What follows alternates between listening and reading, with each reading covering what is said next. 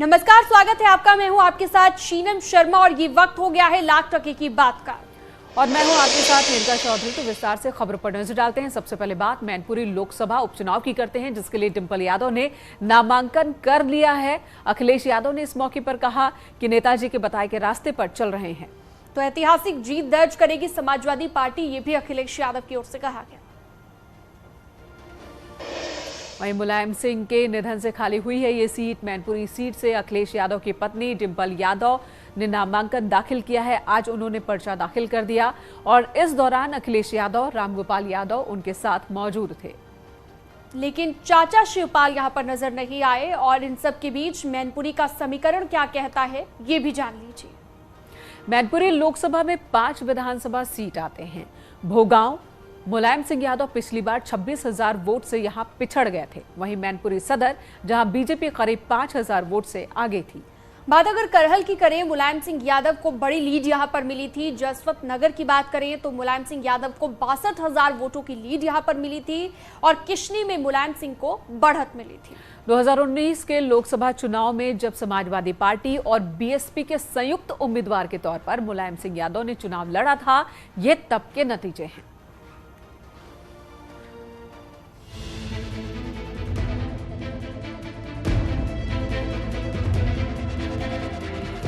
मैनपुरी उपचुनाव में ऐलाने जंग हो चुका है।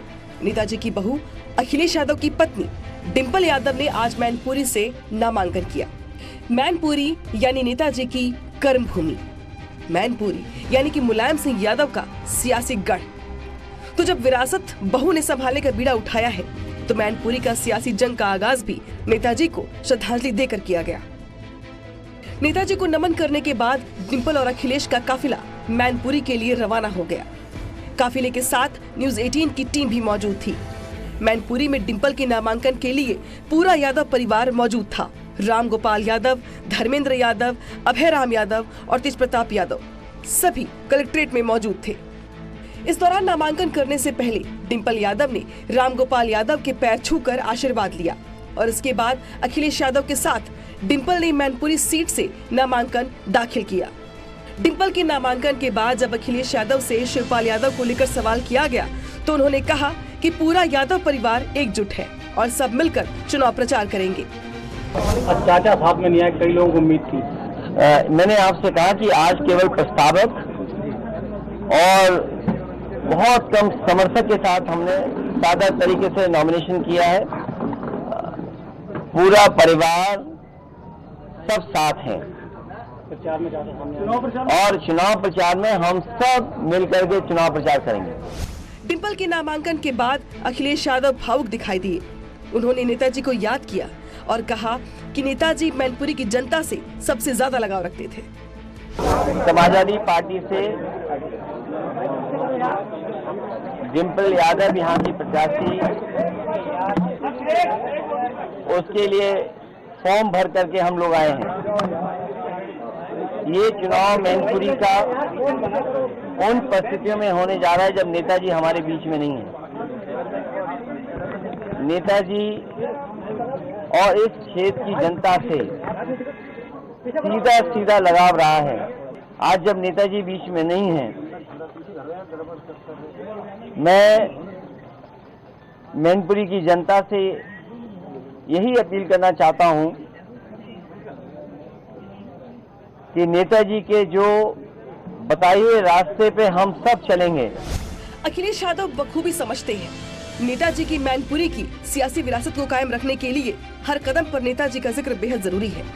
लिहाजा डिंपल यादव ने ट्वीट किया, नेताजी को सादर नमन के साथ हम आज का नामांकन उनके सिद्धांतों और मूल्यों को समर्पित कर रहे हैं। नेताजी का आशीर्वाद हम सबके साथ हमेशा रहा है, रहेगा। चुनाव जनता का चुनाव है और कार्यकर्ताओं का चुनाव होने जा रहा है और नेताजी के लिए यहाँ की जनता, यहाँ के कार्यकर्ता नए नहीं थे, घर घर से नेताजी जुड़े थे और नेताजी यहाँ से लगातार काम किया उन्होंने। इसलिए जनता का यहाँ नेताजी के प्रति और नेताजी के प्रति जो भावना है वो यही है कि सच्ची श्रद्धांजलि नेताजी के लिए यही होगी कि सबसे अच्छे वोटों से समाजवादी पार्टी जीते। अखिलेश को नेताजी की विरासत अपने हाथ में रखनी है, तो मैनपुरी की जंग जीतना बेहद जरूरी है। ये अखिलेश यादव बखूबी समझते हैं। लिहाजा डिंपल की जीत के लिए अखिलेश यादव खुद ग्राउंड जीरो पर चक्रव्यूह रचने में जुट गए हैं। अमित गंजू के साथ देवेंद्र चौहान और दिनेश शाक्य, न्यूज़ 18 मैनपुरी।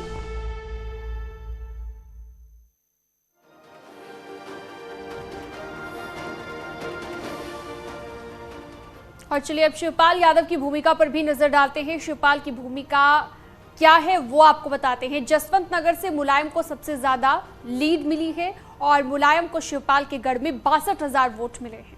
2019 में शिवपाल यादव मुलायम सिंह यादव के साथ थे। नेताजी के निधन के बाद शिवपाल अब एक्शन मोड में नजर आ रहे हैं। शिवपाल यादव जसवंत नगर से ही विधायक हैं, जहां पर सबसे ज्यादा लीड नेताजी को पिछली बार मिला था। शिवपाल यादव समाजवादी पार्टी के खिलाफ सक्रिय नजर आ रहे हैं। तो शिवपाल से बीजेपी को फायदा मिल सकता है। दरअसल जसवंत नगर में डिंपल यादव को नुकसान होना संभव है। ऐसे में डिंपल यादव के लिए चुनौतियां क्या है वो भी समझ लीजिए।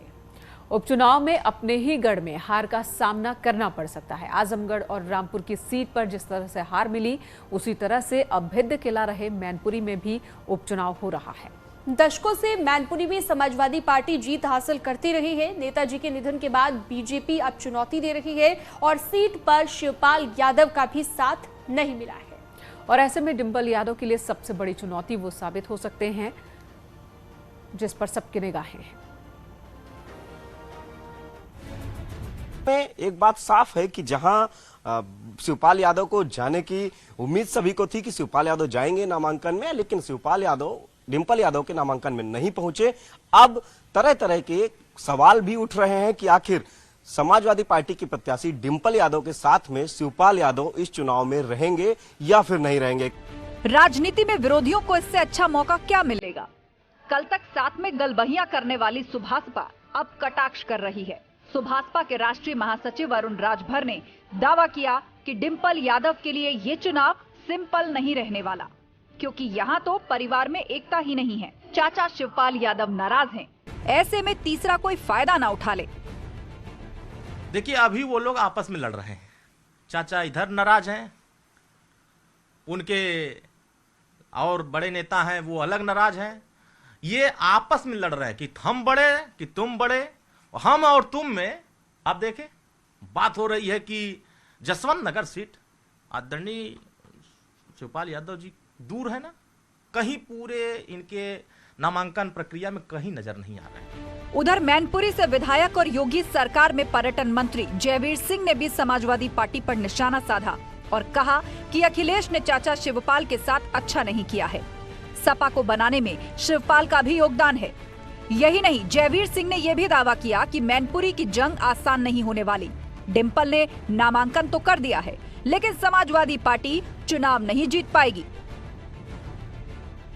देखिए, आदरणीय शिवपाल सिंह यादव जी की समाजवादी पार्टी के स्थापना से लेके उसके गठन से लेकर के और उसको स्थापित करके सरकार तक लाने में अहम भूमिका रही है। आदरणीय मुलायम सिंह के दाहिने हाथ के रूप में हमेशा उन्होंने भूमिका का निर्वहन किया है। मजबूत नेता हैं। यदि समाजवादी पार्टी उनको विश्वास में नहीं लेती है तो निश्चित रूप से जसवंत नगर विधानसभा पर उनका महत्वपूर्ण वर्चस्व है।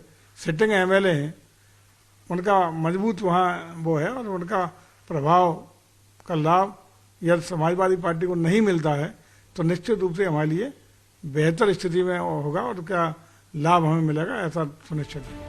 वहीं राजनीति में सुचिता का उदाहरण पेश करते हुए गोरखपुर सदर से सांसद रवि किशन ने डिंपल यादव के नामांकन पर उन्हें बधाई दी, लेकिन जीत का सेहरा बीजेपी के सर ही बांधा।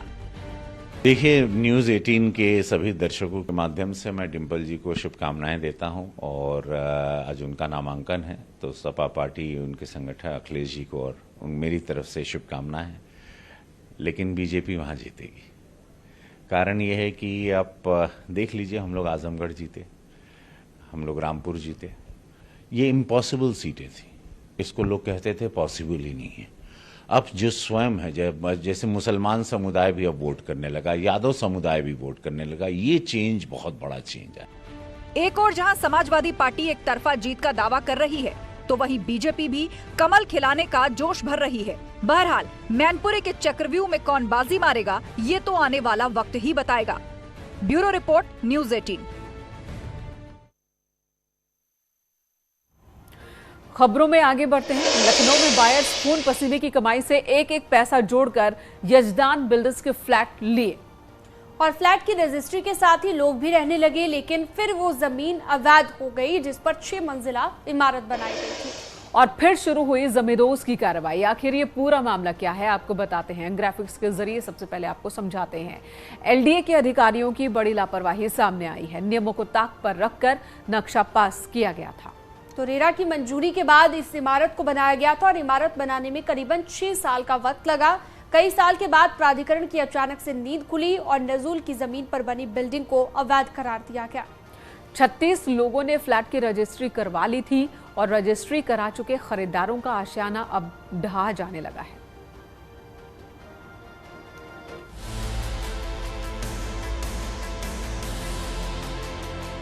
एलडीए के अधिकारी आंख बंद किए रहे, इंजीनियर नींद में सोए रहे, जिम्मेदार नजर फेरे रहे और जिस जमीन पर घर नहीं बनना था वहां 6 मंजिला अपार्टमेंट खड़ा कर दिया गया। जी हां, नजूल की जमीन, जिस भूमि पर किसी का भी मालिकाना अधिकार नहीं होता, वो जमीन जो सरकार के कब्जे में होते हुए भी सरकारी जमीन नहीं। और जैसे ही बिल्डिंग खड़ी हुई, लोगों ने सपनों का फ्लैट खरीद लिया और रहने की तैयारी करने लगे। तभी बिल्डिंग अवैध घोषित हो गई और फिर ध्वस्तीकरण की कार्रवाई शुरू हो गई। देखिए, सीधे तौर पर एलडीए ने अपना काम जो है वो शुरू कर दिया है। इस वक्त ये तस्वीरें हम अपने दर्शकों को एक्सक्लूसिव दिखा रहे हैं, जहां पर 1 दर्जन के आसपास मजदूर छत पर छत को तोड़ने का काम कर रहे हैं। ठीक इसी तरह इसके निचले फ्लोर में भी एक पोर्शन में काम किया जा रहा है, तोड़ा जा रहा है, डिमोलिशमेंट किया जा रहा है। और एलडीए यजदान बिल्डर पर कार्रवाई के मूड में आ चुका है और एलडीए के आला अफसरान सीधे खुद यहाँ पर पहुंचे हैं। हालांकि किसी भी तरह से जेसीबी या बुलडोजर को नहीं लाया गया है डिमोलिशमेंट के लिए, बल्कि साधारण तौर पर जो तोड़ने की प्रक्रिया होती है मजदूरों के जरिए, हथौड़ा, कुदाल, फावड़ा, इन सब के जरिए जो है वो एलडीए कार्रवाई कर रहा है। छत को तोड़ा जा रहा है और 3 फ्लोर में इसी तरीके से 12-15 मजदूर लगे हुए हैं और ऊपर से नीचे की तरफ तोड़ने की कार्रवाई जो है वो की जा रही है। सबसे पहले छत को ही तोड़ा जा रहा है। आप देखिए कि मजदूरों के भी पसीने छूट रहे हैं छत को तोड़ने में। और एलडीए के आला अफसरान फिलहाल नीचे मौजूद हैं, हम लोग पास की बिल्डिंग में मौजूद हैं। और मैं आपको बताऊं कि जिस बिल्डिंग पर मैं मौजूद हूं, ये बिल्डिंग भी कभी नजूल की जमीन की जो है श्रेणी में आती थी। फिर इसके बाद इसका लैंड यूज चेंज हुआ, फिर इस पर मकान बनाने की परमिशन मिली। ठीक उसी कॉन्सेप्ट पे यजदान की इस बिल्डिंग का भी मामला था और इसी वजह से एलडीए जो है वो बड़ी सवालों के घेरे में है कि आखिरकार अगर नजूल की जमीन पर किसी भी तरह से मकान बनाने की इजाजत नहीं दी जा सकती थी, तो फिर कैसे एलडीए के लोगों ने मकान का नक्शा पास करा दिया। और अब बात लेवाना होटल की। लखनऊ के हजरतगंज में होटल लेवाना पर एलडीए ने बुलडोजर चलाने का अल्टीमेटम दे दिया है। इस होटल में 5 सितंबर को भयंकर आग लग गई थी। 4 बेगुनाह लोगों की मौत हो गई थी। अवैध रूप से बनाए गए होटल में 4 लोगों की मौत हुई थी और इस मामले में जिम्मेदार तय किए गए हैं कुछ लोग। तो जिम्मेदार मानते हुए एलडीए ने अब प्रबंधक को नोटिस जारी कर दिया है। नोटिस में एलडीए ने प्रबंधक को खुद ही होटल तोड़ने का आदेश दिया है। और अगर ऐसा नहीं होता तो 9 दिसंबर को एलडीए खुद बुलडोजर लेकर कार्रवाई करेगा और इसकी भरपाई होटल प्रबंधक को करनी होगी। लखनऊ विकास प्राधिकरण की कोर्ट ने आज एक बड़ा फैसला करते हुए राजधानी लखनऊ स्थित इस लेवाना होटल को ध्वस्त करने का आदेश पारित कर दिया है। दरअसल बीते 5 सितंबर को इसी लेवाना होटल में हुए अग्निकांड में 5 लोगों की मौत हो गई थी और 7 लोग गंभीर रूप से घायल हो गए थे। आप देख सकते हैं, यह वही होटल है जो बिना नक्शा पास कराए बनाया गया था। ये आवासीय भूमि पर एक कॉमर्शियल होटल खड़ा किया गया था। ऐसे में इस अग्निकांड के बाद खुद उत्तर प्रदेश के मुख्यमंत्री योगी आदित्यनाथ ने इस पर बेहद नाराजगी जताते हुए शासन को इस मामले की जांच सौंपी थी, जिसके बाद शासन ने इस मामले की जांच करते हुए 6 विभागों को जिम्मेदार बताते हुए 15 अधिकारियों को निलंबित किया था। और इधर गोरखपुर में सीएम योगी ने किसानों से संवाद किया और इस दौरान उन्होंने किसानों को मंत्र दिया और कहा कि जल्द ही उनकी आमदनी दोगुनी होने वाली है। तो सीएम योगी की ओर से कहा गया कि खेती में अत्याधुनिक तकनीकी का इस्तेमाल और प्राकृतिक खेती की जरूरत है। ऐसे में हमें गौ आधारित प्राकृतिक खेती को बढ़ावा देना होगा। उत्तर प्रदेश देश की आबादी का सबसे बड़ा राज्य है और खेती किसानी यहां पर आमदनी का एक प्रमुख जरिया रहा है। मैं बार बार कहता हूं कि देश की और दुनिया की सबसे उर्वरा भूमि भी और सबसे अच्छा जल संसाधन हमारे पास मौजूद है। उर्वरता की स्थिति यह है कि 12% हमारे पास भूमि है, लेकिन देश के कृषि उत्पादन का, खाद्यान्न उत्पादन का 20% उत्पादन अकेले उत्तर प्रदेश करता है। यहां रुकेंगे एक ब्रेक के लिए, जल्द लौटेंगे कुछ और खबरों के साथ।